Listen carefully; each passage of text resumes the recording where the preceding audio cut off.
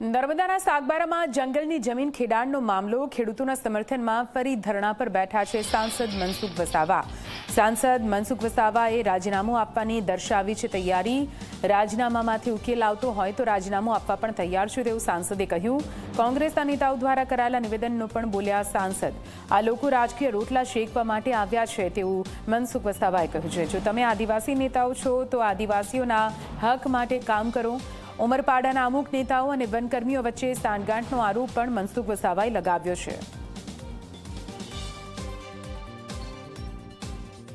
ઉમરપાડા તાલુકાની અંદર આવું સ્ટેટમેન્ટ આપનારા આ કોઈને હું તો કહું જંગલ ખાતાના અધિકારીનો જ હાથો બન્યા છે। ભાઈ કે આદિવાસી તરીકે આવું ના બોલે। તમારામાં આદિવાસીનું લોહી હોય ને તો એ આદિવાસીની પડખે હોય, ના કે જંગલ ખાતાની પડખે હોય। અનંત પટેલનું આખું સ્ટેટમેન્ટ એ પોલિટિકલી સ્ટેટમેન્ટ છે। આ પ્રશ્નને આનાથી તો ગૂંચવાના એ પ્રયત્નો કરે છે। ખરેખર તો ગૂંચવાયેલો પ્રશ્ન છે, તો એને બધાએ સાથે મળીને આપણે ઉકેલવો જોઈએ।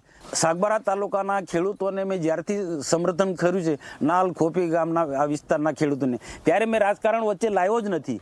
મારી સરકાર હોવા છતાં પણ આ આદિવાસી ખેડૂતોના હું પડખે છું। આ જે અમારી જમીન છે એ જમીન સાગબારાવાળાએ જે કબજો કરવાની કોશિશ કરી છે અને માંગણી કરીને બેઠા છે, તો અમે એ જમીન 1 ફૂટ પણ અમે આપવાના નથી।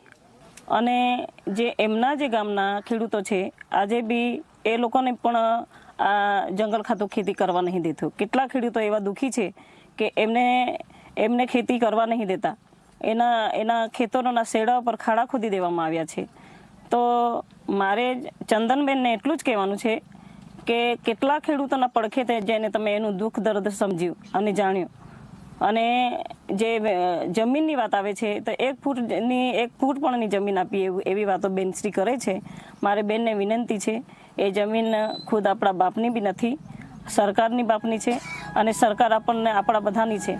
તો સરકાર જે બી આપણને હક હિસ્સો આપશે, હા, તે સરકાર આપશે અને એ જ અમારા માટે શિરોમાન્ય છે।